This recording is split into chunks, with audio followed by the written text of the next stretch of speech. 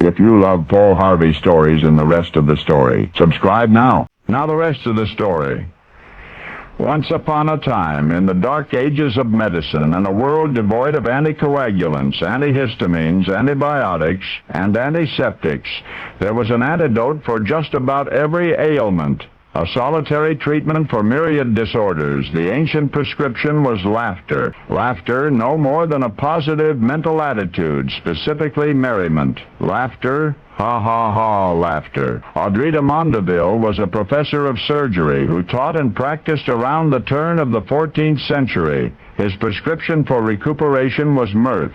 M-I-R-T-H. A surgeon could be assured of his patient's complete recovery, de Mondeville declared, by allowing his relatives and special friends to cheer him up and by having somebody tell him jokes.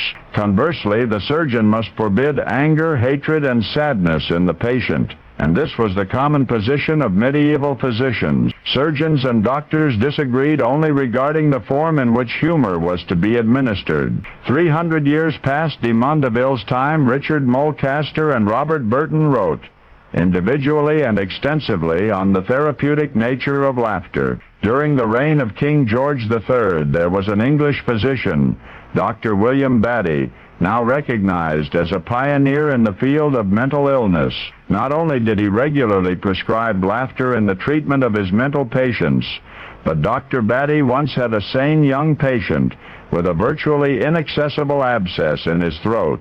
That abscess had enlarged to the point that it threatened the young man with suffocation. Batty had exhausted his repertoire of medications, and his young patient was about to strangle.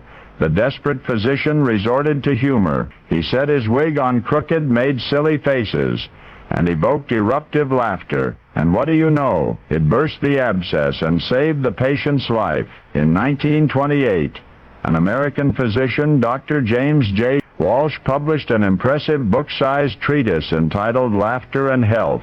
In it, Dr. Walsh attempts to unravel the history of why laughter increases one's resistance to disease. We're only beginning to understand.